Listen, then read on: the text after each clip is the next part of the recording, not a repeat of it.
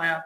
सूरह अल-माइदा मदनी है और बाज़ इसकी जो आयात हैं ये मक्का में नाज़िल हुई। माइदा का माना है दस्तरखान, क्योंकि अल्लाह रब्बुल इज़्ज़त ने नसारा को, ईसा अलैहिस्सलाम के मानने वालों को दस्तरखान की नेमत से नवाजा था, इसलिए उस सूरत का नाम उसमें तज़किरा हुआ तो उसका नाम माइदा रख दिया गया। फिर आयत नंबर इसकी 3 में मुहर्रमात क़तिया का अल्लाह ने बयान फरमाया। फरमाया ऐसा जानवर जो तबई तौर पे मर गया हो और ज़बह न किया जा सका, यानी मुर्दार, उसका खाना हराम है।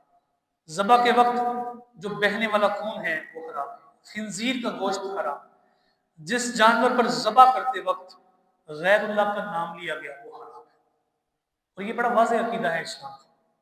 अगर कोई शख्स कहता है कि मैं गौसे आज़म के नाम का बकरा कर रहा हूँ, अगर कोई शख्स ये कहता है कि मैं दाता साहब के नाम का बकरा कर रहा हूँ, अगर कोई शख्स ये कहता है मैं अपने वालिदैन के नाम का बकरा कर रहा हूँ, अगर कोई ये शख्स कहता है अपने बेटे के नाम का बकरा कर रहा हूँ, तो वो जानवर हराम नहीं होता। एक ही उसूल है, ज़बह करते वक्त अगर अल्लाह के सिवा किसी का भी नाम लिया वो जानवर हराम हो जाएगा। छुरी चलाते वक्त ये भी कह दिया बिस्मि मोहम्मद, अल्लाह के अलावा नबी सल्लल्लाहु अलैहि वसल्लम कभी नाम ले दिया ज़बह करते वक्त, फिर भी जानवर हराम हो जाएगा। ये उसूल और ज़ाब्ता अल्लाह ने बयान फरमाया। उस वक्त कहते हैं बिस्मिल्लाहि अल्लाहु अकबर, इसको पढ़ते जाए जब तक ज़बह कर रहे हैं। अल्लाह का नाम लेकर छुरी फेरनी है जानवर पर तो वो हलाल होगा। अब ये जो नजरिया है, अकीदा है, ये कम इल्म और अजफहम होने की वजह से और पैगाम दीनिया को सही समझने की वजह से, ना समझने की वजह से यह अकीदा ज़हन में आ जाता है कि एक शख्स ने कहा ये मैं बकरा कर रहा हूँ, वो सियासत की नयाज का है, ये दाता साहब की नयाज का है, हज़रत मौला अली मुश्किल कुशा रज़ियल्लाहु तआला अन्हु की नयाज का है, तो इसको ये तसव्वुर बना लेना कि माज़अल्लाह ये हराम हो गया, ये अकीदा नहीं है। इस आयत का माना है कि ज़बह करते वक्त अगर गैरुल्लाह का नाम आ जाए तो फिर वो जानवर हराम होगा। अब कुर्बानी का जो बकरा लेते हैं ना, तो कोई पूछता भाई किसका है, तो कहते मेरा। अब मेरा कहने से इसका मतलब है वो हराम हो जाएगा। ये किसका है? ये मेरे अब्बा जी का है। ये किसका है? ये फलां का है। तो निस्बतें गैरुल्लाह की चीजों के अंदर करना या डालना, इसमें कोई हर्ज नहीं। ये इस्लाम का वाज़ेह सबूत है। हजरत हंस रज़ियल्लाहु अन्हु फरमाते हैं मैंने देखा कि हजरत मौला अली मुश्किल कुशा रज़ियल्लाहु तआला अन्हु कुर्बानी में 2 बकरे करते थे। तो मैंने उनसे पूछा है अली रज़ियल्लाहु तआला, आप 2 बकरे क्यों करते हैं? वाजिब तो एक है। तो फरमाने लगे मुझे प्यारे नबी सल्लल्लाहु अलैहि वसल्लम ने वसीयत फरमाई थी, ए अली मेरे दुनिया से जाने के बाद 2 बकरे ज़बह करना, एक हमारे नाम का, एक अपने नाम का। तो हज़रत अली रज़ियल्लाहु तआला अन्हु कहने लगे मैं एक बकरा रसूलुल्लाह सल्लल्लाहु अलैहि वसल्लम के नाम का ज़बह करता हूँ, ये वाज़ेह तो मैं उनके नाम का करता हूँ। तो ये मौला अली जो बाबुल इल्म है, इल्म के शहर के दरवाजे हैं, वो ये नजरिया इस्लाम को दे रहे हैं कि किसी भी चीज पर गैरुल्लाह का नाम लेने से वो हराम नहीं होती। एक ही नजरिया, एक अकीदा जो इस्लाम का है वो हमें यहाँ से मालूम होता है, पता चलता है। तो इसलिए जहन बड़ा वसी रखना चाहिए, बड़ा वसी रखना। आप कोई घर बनाता है चौधरी हाउस, घर बनाता है गुज्जर हाउस, घर बनाता है मियाँ हाउस, किसी ने सोसाइटी बनाई उसका नाम अपने नाम पे रख दिया। कोई भी कोई सिस्टम शुरू करता है, कारोबारी मामला करता है, तो किसी ने नहीं लिखा होता ये जो कारोबार है ये लिल्लाह फिल्लाह कारोबार है, ये घर ये अल्लाह का है, ये सारे मामला। अब अल्लाह के घर तो सबको जाने की इजाजत होती है। अगर सारे अपने घर की निस्बत भी कर दें कि भाई जमीन तो अल्लाह की है, मालिक तो वही है, पैसे भी उसने दिए, अगर वहां पे लिख दिया जाए कि ये जो घर है ये अल्लाह का है, तो वहां तो सारे जाएंगे। फिर वहां मेंशन किया होता है ये फलां का हाउस है, फलां का हाउस है, फलां का हाउस है, फलां का हाउस है, ताकि پتہ چل جائے کہ یہ اس بندے کا گھر ہے، اس کی فیملی نے رہنا ہے، اب اس گھر میں کسی کو جانے کی اجازت نہیں۔ تو یہ ایک ضابطہ ہے جو ہم دنیاوی طور پہ استعمال کرتے ہیں، اگر اس کو ختم کر دیا جائے نا تو اسلام کا پورا جو نظام ہے وہ درہم برہم ہو جاتا ہے۔ پھر اس کے بعد اللہ رب العزت نے فرمایا ایسا جانور جو گلا گھونٹنے سے مر جائے وہ حلال، لیکن گلا اس کا گھونٹا گیا، دبایا گیا، مر گیا، اب وہ بھی حرام ہے۔ چوٹ لگنے سے مر جائے حلال جانور، وہ بھی حرام ہے۔ وہ حلال جانور جو بلندی سے گر کے مر گیا وہ بھی حرام ہے۔ ایسا حلال جانور جسے دوسرے جانور نے سینگ مار کر اسے زخمی کیا اور وہ زخم کی تاب نہ لا سکا، مر گیا، تو فرمایا وہ بھی حرام ہے۔ ایسا جانور جسے درندوں نے کھایا ہو وہ بھی حرام ہے۔ اور ایسا حلال جانور جو بتوں کے تھان پر ذبح کیا گیا ہو وہ بھی حرام ہے۔ اور اس لیے اسی طرح اللہ رب العزت نے فال کے ذریعے جو تیر تھے پھینکے جاتے تھے ان سے قسمت کا حال معلوم کرنے کو بھی ناجائز فرمایا۔ ایسے تیر پھینکے جاتے، دائیں طرف جاتا تو کہتے بڑی اچھی قسمت ہے، بائیں طرف جاتا تو کہتے نہیں اب لکی قسمت نہیں ہے، اب معاملات آگے خراب ہو گئے۔ پھر اس کے بعد اللہ رب العزت نے یہ بات ارشاد فرمائی سورۃ المائدہ کی آیت نمبر 5 میں بتایا کہ مسلمانوں کا کھانا اہل کتاب کھا سکتے ہیں، اہل کتاب کا کھانا مسلمان کھا سکتے ہیں، لیکن اس میں کوئی حرام چیز مکس نہ ہو، اہل کتاب کا ہو، یہود و نصارہ کا، کسی کا بھی ہو، مسلمان وہ کھا سکتے ہیں۔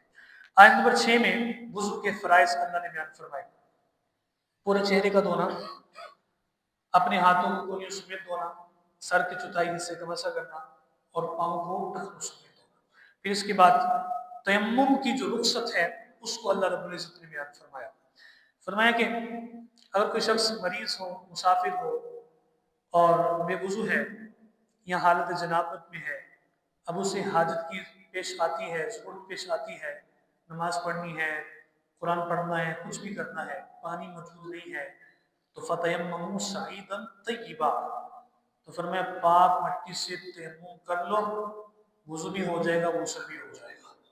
اور یہ جو انعام ہے تیمم کا، یہ امت محمدیہ صلی اللہ تعالیٰ علیہ وسلم کو اللہ نے عطا فرمایا۔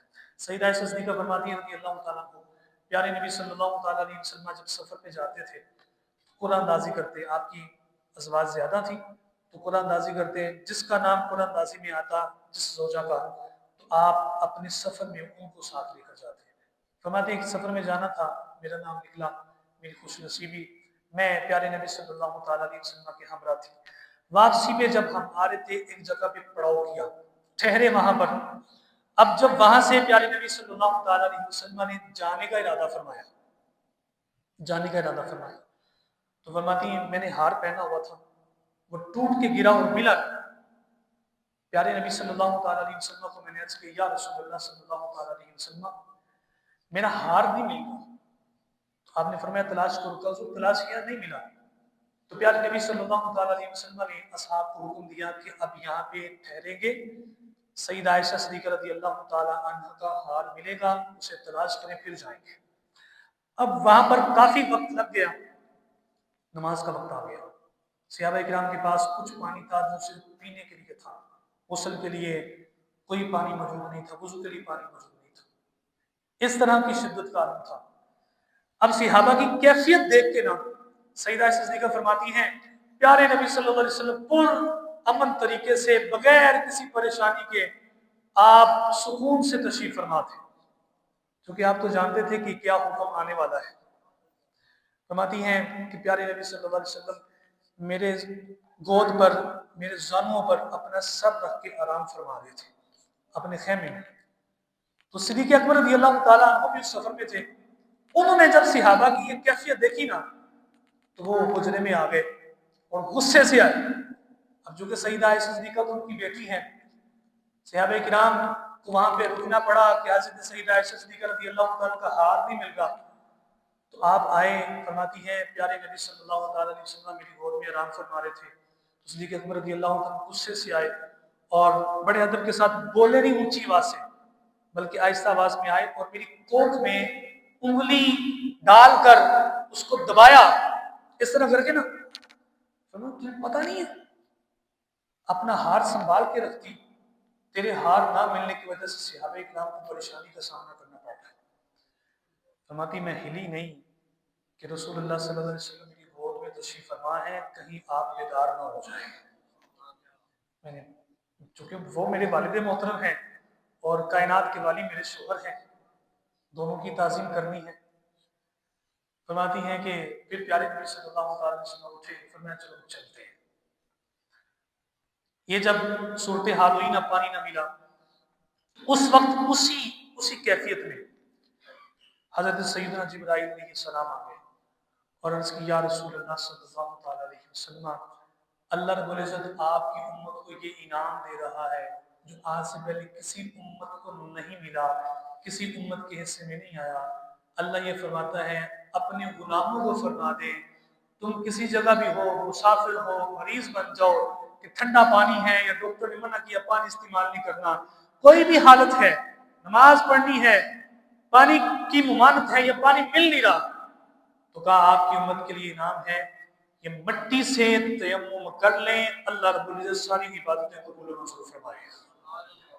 آپ کی امت کو یہ تیمم کا انعام ہے۔ اچھا، یہ جب وحی آ گئی نا، تیمم کی نعمت مل گئی، اس کے بعد صحابہ کرام نے بڑی خوشیاں منائی، ایسی رخصت مل گئی تھی کہ ایک بندہ بیمار ہے، سخت ٹھنڈا پانی استعمال نہیں کر سکتا، سخت سردیاں ہیں، تو اسلام نے اسے اجازت دی ہے کہ تجھے پانی استعمال کرنے سے مرض میں اضافہ محسوس ہوگا، ڈاکٹر نے منع کیا ہے، بیمار ہو جائے گا، جان کا خطرہ ہے، تو پاک مٹی سے تیمم کر کے نماز پڑھنے کا قبول فرما لے۔ اور حضرت ابوبکر صدیق کو صحابہ کہنے لگے، اے ابوبکر صدیق، یہ کوئی پہلی برکت نہیں جو آپ کے خاندان کی وجہ سے ملی ہے، ایسی کئی برکتیں آپ کے توسط سے امت محمدیہ کو اللہ نے عطا فرمائی ہیں۔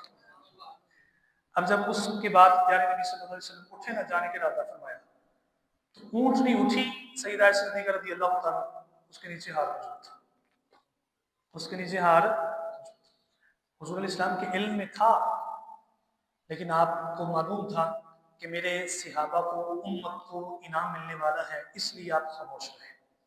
اب اس سے کوئی شخص اس طرح کا نظریہ ذہن میں نہ لائے، اور یہ بنتا بھی نہیں، معاذ اللہ الیاذ باللہ۔ کئی اعتراضات اس گفتگو پہ ایسے ہی کر دینا کم علمی کی وجہ سے کہ دیکھیں جی، اگر رسول اللہ صلی اللہ تعالی علیہ وسلم کو علم غیب ہوتا تو آپ کو یہ معلوم نہ ہوتا کہ اونٹنی کے نیچے ہار موجود ہے، آپ کی سواری کے نیچے ہار موجود ہے، صحابہ کرام کو مشکل میں نہ ڈالتے، بتا دیتے، نہیں بتایا، لہٰذا علم غیب نہیں۔ بھائی یہ تو اللہ پہ اعتراض کر رہے ہیں، یہ اعتراض کس پہ کر رہے ہیں؟ اللہ پہ۔ مجھے بتائیں، یہ تکلیف جو پہنچی، جو پریشانی تھی حضور علیہ السلام کے صحابہ کو، تو پیارے نبی صلی اللہ تعالیٰ علیہ وسلم کی کیفیت بھی اضطراب کی تھی، تو کیا اللہ رب العزت کو پھر علم نہیں تھا؟ اللہ رب العزت ارشاد نہیں فرما سکتا تھا فوری؟ اے محبوب، جس رب نے کچھ عرصے کے بعد، ٹھہرنے کے بعد جبرائیل علیہ السلام کو بھیج دیا کہ تیمم کی اجازت لے جاؤ، نعمت لے جاؤ، جا کے پیغام دے دو، یا اسی وقت جبرائیل علیہ السلام نہیں آ سکتے تو حضور اللہ فرماتا ہے کہ ہاتھ اونٹنی کے نیچے موجود ہے، آپ اٹھائیں اور یہاں سے چلے جائیں۔ آپ اتنے مصروف ہیں، آپ نے اسلام کو پھیلانا ہے، مدینہ المنورہ کا سارا نظام ہے، اس کو سنبھالنا ہے۔ یہ صرف حکمت کے تحت تھا، یہ اعتراض تو سیدھا اللہ پہ بنتا ہے، معاذ اللہ الیاذ باللہ۔ نبی صلی اللہ تعالیٰ علیہ وسلم کو اللہ نے علم عطا فرمایا ہے، ان میں غیبیہ دیے ہیں، غیب کا علم دیا ہے۔ مسلم شریف کی روایت ہے، صرف ایک روایت میں یہاں پہ سنانا چاہتا ہوں۔ نبی اکرم صلی اللہ تعالیٰ علیہ وسلم نے صبح فجر کے بعد خطبہ شروع فرمایا، ظہر ہو گئی، لمبا خطاب، صحابہ سنتے رہے، کیا کیا انوار و تجلیات میں۔ اب وہ کیا کیفیت ہوگی کہ نبی صلی اللہ تعالیٰ علیہ وسلم جب بولتے ہیں، پتلی پتلی گلے قدس کی پتیاں، ان لوگوں کی نزاکت پہ لاکھوں سلام، پھول جڑ رہے ہیں، انوار و تجلیات نکل رہی ہیں، اور صحابہ کرام کیسے بیٹھے ہوتے تھے حضور علیہ السلام کی مجلس میں؟ بالکل ایسے جیسے بے جان جسم وہاں پہ رکھا ہوا ہے، پرندے آ کے بیٹھ جاتے ہیں، सहाबा उस तरफ तवज्जो न करते और इन हिमाम के साथ प्यारे नबी सल्लल्लाहु अलैहि वसल्लम की गुफ्तगू को समाप्त फरमाते। ये कैफियत थी। जोहर की नमाज आपने पढ़ाई, फिर मिंबर पे तशरीफ ले गए, जोहर से असर तक फिर खिताब फरमाया, असर की नमाज पढ़ाई, फिर असर की नमाज से मगरिब तक, यानी फजर से लेकर मगरिब तक प्यारे नबी सल्लल्लाहु अलैहि वसल्लम ने इतना लंबा सहाबा से खिताब फरमाया। सारे सहाबा मौजूद थे, अक्सरियत सहाबा की तादाद मौजूद थी। और सहाबा कहते हैं क़यामत तक जो होने वाला था सारा इल्म रसूलुल्लाह सल्लल्लाहु अलैहि वसल्लम ने बयान फरमा दिया। सिर्फ हुजूर इस्लाम ने हिजरी का तयन नहीं किया, इस हिजरी को क़यामत आएगी, सन नहीं बताया। क़यामत की निशानियां, उलूम क्या क्या होगा सब बता दिया। उन्होंने ये नहीं बताया कल क़यामत वाले दिन लोग आदम अलैहिस्सलाम के पास जाएंगे, कहेंगे आदम अलैहिस्सलाम आप हमारी सिफारिश करें। बुखारी शरीफ की रिवायत है। वो कहेंगे आज मैं कुछ नहीं कर सकता। प्यारे नबी सल्लल्लाहु अलैहि वसल्लम ने ये किसने बताया है? 50,000 साल का क़यामत का दिन है, कुरान ने बयान किया ना। तो कुरान उलूम गैबिया बयान कर रहा है। और वो कुरान किस पे नाज़िल हुआ? क़ल्ब मोहम्मद सल्लल्लाहु अलैहि वसल्लम, जिसमें अल्लाह फरमाता है तिबियान लिकुल्लि शै, हर शय का बयान है। इसका मतलब है आका करीम सल्लल्लाहु अलैहि वसल्लम को अल्लाह रब्बुल इज्जत ने जो हो चुका है, जो होगा, सारा इल्म अता फरमा दिया है। तो ये फिर तयम्मुम की रुखसत मिली। तयम्मुम में 3 चीजें जरूरी हैं। पहली चीज नीयत इसमें जरूरी है। किसी ने पाकी के लिए, नमाज पढ़ने के लिए, कुरान पढ़ने के लिए तयम्मुम करना है, ये नियत करेगा कि मैं फलां काम के लिए तयम्मुम कर रहा हूँ। अब इसमें फिर नियत के बाद 2 ज़रबे हैं, 2 ज़रबे। पहली मर्तबा इस तरह हाथ मट्टी पे मारे जाएंगे, पाक मट्टी, या ऐसी चीज जो जिनसे जमीन से है, हाथ मारे जाएंगे, थोड़ा सा हाथ को पीछे खींच लें ताकि मट्टी अच्छे तरीके से लग जाए। अगर ज्यादा लग जाए तो हाथों को इस तरह करके जोड़ लें। फिर उसके बाद अपने चेहरे का मसा करना है। चेहरे का वही तयन है जो वुजू में है, यानी यहां से लेकर इन तक मसा करेंगे इस तरह हर चीज को। अगर किसी मूछें बड़ी है ना तो मूछों को उठा के होंठों के वाले हिस्से का, ज़ार हिस्से का मसा करेगा। और इसी तरह ये दाढ़ी है, ये दाढ़ी का यहाँ तक मसा किया जाएगा क्योंकि ये चेहरे का हिस्सा है। अगर ये इसका भी ना मसा किया तो मसा नहीं होगा। इसी तरह वुजू में भी अगर ज़ाहरी तौर पे घनी दाढ़ी है, पानी नहीं पहुंचा सकता तो मसा नहीं होगा। ये एक फर्ज। दूसरा फर्ज तयम्मुम का, फिर हाथ मारने हैं और अपने दाएं हाथ से शुरू करें। इस तरह कर लें, इस तरह हाथ रखें, ये लेके आए, फिर इसको ऐसे कर लें, तो ये मसा है। ये तयम्मुम का मसा, तयम्मुम करने का ये तरीका है। मट्टी है, ये मट्टी की जिनसे है, उससे तयम्मुम किया जाएगा। फिर अल्लाह रब्बुल इज्जत ने आदम अलैहिस्सलाम के 2 बेटे हबील और कबील के वाक़े को बयान फरमाया। उन दोनों की कुर्बानियों की जो कबूलियत थी उसके हवाले से बयान फरमाया। इसका एक बहुत बड़ा पस मंजर है पीछे, मुख्तसरन मैं अर्ज कर देता हूँ। अल्लाह रब्बुल इज्जत ने हजरत हबील अलैहिस्सलाम इनकी कुर्बानी को कबूल फरमाया और कबील की कुर्बानी को रद्द फरमा दिया।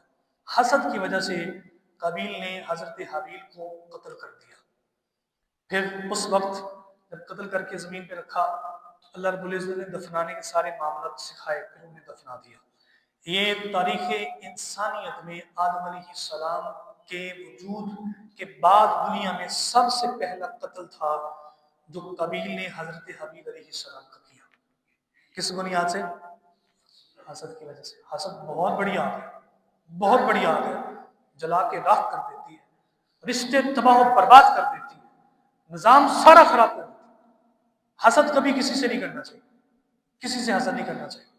बल्कि अगर अल्लाह ने किसी को नेमत ज्यादा दी है ना, भाई हैं, 2-3 भाई हैं, उनमें से कोई अमीर है, कोई गरीब है, कोई माड़ा है, दरमियाने तबके का है, अगर किसी को ज्यादा कमाल मिले हैं, अल्लाह से ये दुआ करें, मौला ये तेरा बंदा है, मेरे बाप का बेटा है, मेरा भाई है, तू इसे दे सकता है, मुझे भी दे सकता है, इसको तूने तरक्की दी है, इसके तवस्सुल से मौला मुझे भी अता फरमा, अल्लाह तरक्की अता फरमा। फिर हसद खत्म कैसे होता है? जिससे हसद हो उसकी तारीफें बयान करने से अल्लाह हसद खत्म फरमा देता है। क्योंकि हसद में फिर बुग़्ज़ आता है, फिर एतराज़ात होते हैं, फिर उस जलन में तरह तरह के ऐसे मंसूबे जो नुकसान पहुंचाने वाले होते हैं इस्लाम को, वो बनाए जाते हैं, किसी की जान को नुकसान पहुंचाने वाले होते हैं, वो बनाए जाते हैं। तो ये हसद की वजह से कत्ल हुआ था तरीके इंसानियत में सबसे पहला। आज जितने कत्ल होते हैं उन सब का बवाल इस पहले शख्स कबील को, जो उसने कत्ल किया हजरत हबीब अलैहिस्सलाम का, इसका सारा बवाल उस बंदे को भी जाता है जो अब कत्ल करता है, सारा गुनाह इस कबील को भी जाता है, क्योंकि इसने बुराई को ईजाद किया, कत्ल को ईजाद। इस तरह नेकी है, नेकी में कोई नेकी ईजाद करेगा तो उसका भी सवाब अल्लाह रब्बुल इज्जत अता फरमाता है। फिर यहूदियों के हवाले से अल्लाह ने फरमाया ये कभी दोस्त नहीं बन सकते, इनको दोस्त नहीं बना। फिर जो चोरी करने वाले हैं उनका हाथ काटने का जिक्र फरमाया, किसास का अल्लाह ने जिक्र फरमाया। और इसके बाद अल्लाह रब्बुल इज्जत ने 7वें बारे में एक बड़ा ही ईमान अफरोज वाक़या बयान फरमाया। हज़रत अब्दुल्ला बिन अब्बास फरमाते हैं, नबी अकरम सल्लल्लाहु अलैहि वसल्लम के कुछ असहाब शाह नजाशी के पास पहुंचे, उधर उन्होंने कुरान की तिलावत की। उनकी तिलावत का जो अंदाज था, कुरान पढ़ने का अंदाज था, उसको सुनकर नजाशी, उनके उलमा और रब्बानीयीन जितने थे वो सारे इस्लाम की मोहब्बत में अपनी आंसू को बहा रहे थे। यार कैसा कुरान है, और ये कुरान का एजाज है। आप सूरह यासीन जिनका मामूल है ना पढ़ने का, वो अगर रोज सूरह यासीन पढ़े ना, अल्लाह रब्बुल इज्जत रोज नई लज़्ज़त अता फरमाता है। ये वो किताब नहीं है एक दफा पढ़ी तो रख दी और इंसान दोबारा पढ़ता है तो बेजार होता है, नहीं नहीं, जितना जितना पढ़ता जाएगा पढ़ता जाएगा पढ़ता जाएगा पढ़ता जाएगा, वैसे वैसे लज़्ज़त मिलती जाएगी। और आज इमाम तिलावी जब पढ़ते हैं, जो फाजिल हो तजवीद व किरात का, कुरान अच्छा पढ़ने वाला हो, आवाज़ अच्छी हो, वो जब पढ़ता है तो दिल करता है ये पढ़ता जाए हम सुनते जाए। आज का जो कारी कुरान है वो इतना पुरसोच कुरान पढ़ता है, दिल नरम पड़ जाते हैं। आप अंदाजा लगाएं, जब खुद सरकार कायनात सल्लल्लाहु अलैहि वसल्लम कुरान की तिलावत करते होंगे, क्या अल्लाह के अनवार तजल्लियात नाज़िल हो रहे होते, जिन सुन के तिलावत कुरान मजीद कलिमा पढ़ के मुसलमान होते, प्यारे नबी सल्लल्लाहु अलैहि वसल्लम के फरमाबरदार होते। तो कुरान पढ़ने वाला भी जो हाफिज कुरान है ना, सिर्फ हाफिज नहीं होना चाहिए, तजवीद व किरात उसे आनी चाहिए, अल्फाज सही आने चाहिए। बड़े बड़े इस तरह के अल्फाज हैं, कुरान तो पढ़ लेते हैं लेकिन कुरान में सही पढ़ना नहीं होता। और नबी अलैहि सलाम की हदीस है, आपने फरमाया बहुत से ऐसे कारी हैं कुरान पढ़ने वाले कि कुरान सवाब की बजाय उल्टा उन पे लानत करता है। अब मिसाल के तौर पे एक लफ्ज़ है कुल, इसको कुल पढ़ दें, दोनों काफ है, एक डंडे वाला एक कौफ है। कुल आप फरमा दीजिए, कुल आप खा लीजिए, माना चेंज हो गया। अल्हम्दुलिल्लाह, यानी इस तरह की पंजाबी जवाब अल्हम्दुलिल्लाह, अल्हम्दुलिल्लाह रब्बिल आलमीन। बड़े बड़े ऐसे मैंने जगहों पे नमाजें पढ़ी उनको पढ़ते हुए सुना, वो पढ़ अल्हम्दुलिल्लाह रब्बिल आलमीन। एक है अल्हम्दु, अल्हम्दुलिल्लाह रब्बिल आलमीन, एक ये है अल्हम्दुलिल्लाह, यानी एक हा है और एक दो अंक वाली हा है, इस दोनों में फर्क है। अल्हम्द का माना है तमाम तारीफें अल्लाह के लिए, अल्हम्द का माना है तमाम फटने पुराने अल्लाह के लिए। अब मुझे बताएं ऐसे बंदे को तरक्की मिलेगी? वो कोलू के बैल की तरह जहां था वही है। हाँ, तुर्की उसे जिस्म की वजह से मिल रही है, ढिड वध रहा है, जिस्म वध रहे हैं, लंगर वादू मिल रहे हैं, फूलना जा रहे हैं, लेकिन कुरान और निज़ाम और तरक्की वहीं पे है। इसलिए प्यारे भाइयों बुजुर्गों दोस्तों, अपने बच्चों को जब हाफिज बनाए तो साथ अच्छा कारी बनाए। जैसे हमारे मौलाना कारी खलील अहमद यूसुफी साहब कुरान पढ़ते हैं तो ऐसे लगता है पढ़ते जाएं पढ़ते रहें, कितना सोना कुरान पढ़ते हैं। जो सोना कुरान पढ़ता है ना उसे वैसे मोहब्बत हो जाती है। अल्लाह में अच्छा कुरान पढ़ने वाला बनाए।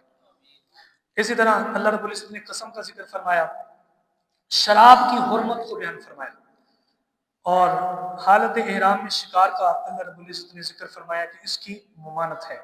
फिर ये ज़ाब्ता बयान फरमाया कि जब किसी से सवाल करें ना तो गैर जरूरी सवाल नहीं करने चाहिए, टू द पॉइंट, जो वाकई ही जरूरत है वो सवाल करें। بعض اوقات لوگ مسئلہ پوچھنے آتے ہیں نا تو کہتے ہیں اچھا یہ مسئلہ ہے، اچھا ایسے کیا تو کیا ہوگا، ایسے ہو گیا، ایسے کیا تو کیا ہوگا، ایسے ہوگا۔ اب جیسے جیسے الفاظ ہوتے ہیں ویسے ویسے حکم آتا جاتا ہے۔ تو نبی علیہ السلام سے بھی اس طرح زیادہ سوال ہوتے تھے، اللہ نے منع فرمایا، فرمایا یہ نہ ہو زیادہ سوال تم کرتے جاؤ، پابندیاں آتی جائیں آتی جائیں آتی جائیں، پھر تمہارے لیے مشکل ہو جائے۔ تو غیر ضروری سوالات سے بھی اللہ رب العزت نے منع فرمایا۔ اس علیہ السلام کو اللہ رب العزت نے اپنی نعمتوں کو یاد کروایا، اور پھر اللہ رب العزت نے نصارہ پر حجت قائم کرنے کے لیے اس علیہ السلام سے یہ پوچھا اور انہیں توجہ دلائی اس بات پہ، نصارہ کو۔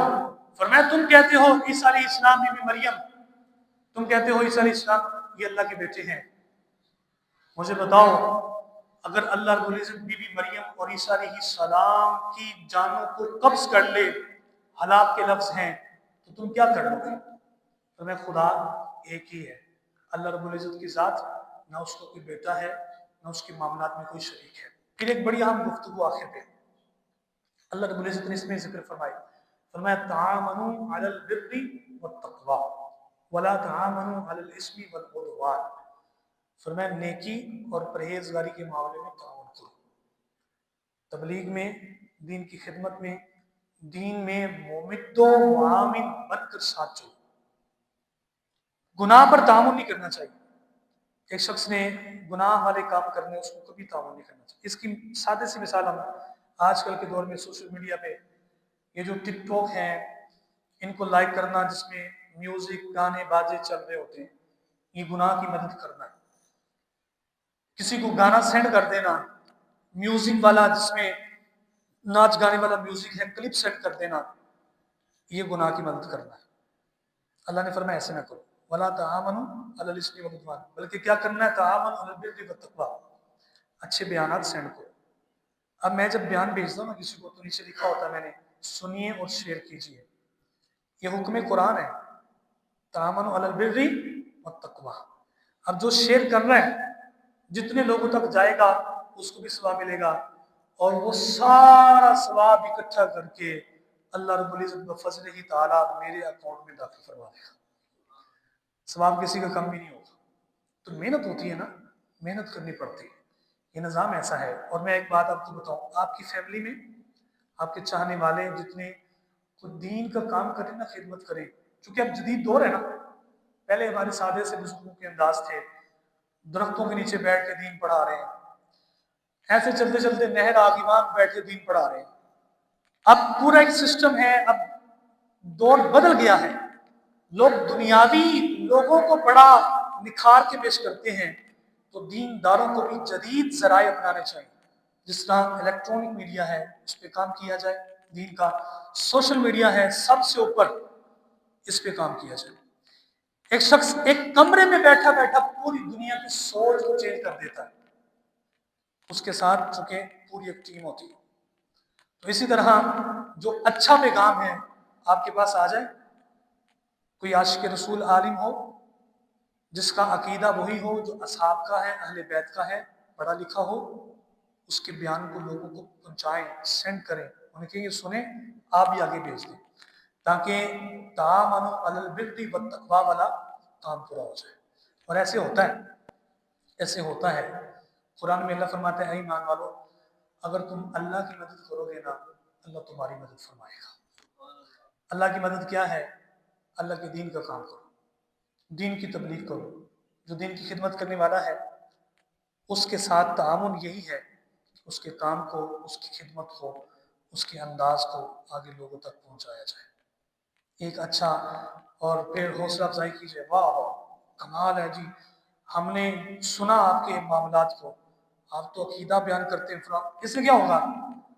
آپ کسی کے 2-3 الفاظ کہنے کی وجہ سے ہوگا کیا؟ جس طرح ماشاء اللہ سبحان اللہ کے کمنٹس ملتے ہیں، اس دوسرے شخص کی حوصلہ افزائی ہوگی، وہ کہے گا یار اس کا مطلب ہے میرا کام پسند کیا جا رہا ہے، لوگ سن رہے ہیں، تو میں کام کو زیادہ بڑھاتا ہوں۔ ہمارے بابا جی سرکار علیہ رحمہ، مولانا مرید احمد یوسفی علیہ رحمہ، اب اس نہیں کرتے تھے، ایک بندے کو کام کیا یہ فلاں کام کر، وہ کر کے چھوٹا سا کام، کمال ہے پتر، ایسا کام تو نہیں کر دیا، پھر وہی پتر بڑا ہو کے ایسے ایسے کام کرتا ہے، دنیا حیران رہ جاتی ہے۔ ये क्या हुआ? हौसला अफजाई की। तो दीन में हौसला अफजाई करनी चाहिए, मुखालफत नहीं करनी चाहिए, एतराज़ात नहीं करने चाहिए, और दुश्मनी अदावत ये नहीं होनी चाहिए। इसके अलावा एक बंदा सही तरीके से अपना पैगाम पहुंचा रहा है, काम कर रहा है, उसके काम को उसे मालूम है कुरान का हदीस का हवाला दे रहा है, तो अब उसका एक जो काम है दुनिया तक पहुंचने में थोड़ा वक्त लगेगा, टाइम लगता है। इसी तरह ही है, इंसान कोई काम शुरू करे ना, ऐसा ऐसा बढ़ता जाता है, तो ये काम ऐसे ऐसे बढ़ते हैं। और दीन का मामला ऐसा है प्यारे भाइयों बुजुर्गों दोस्तों, इसमें मुशक्क़त भी आती है, बातें भी बर्दाश्त करनी पड़ती हैं, बाज़ बात अपने कटहरे में खड़ा कर लेते हैं, आज होती सामने, हर एक की चीज़ बर्दाश्त करनी पड़ती है, क्योंकि ये इश्क है, इश्क मुस्तफ़ा सल्लल्लाहु अलैहि वसल्लम, जो बड़े इम्तिहान से गुजारता है, जो बड़े इम्तिहान से गुजारता है। अल्लाह रब्बुल इज़्ज़त हमें दीन और दुनिया की भलाई अता फरमाए और फ़िक्र आखिरत के साथ हमें सेहत और आफियत के साथ दीन की खिदमत करने की तौफीक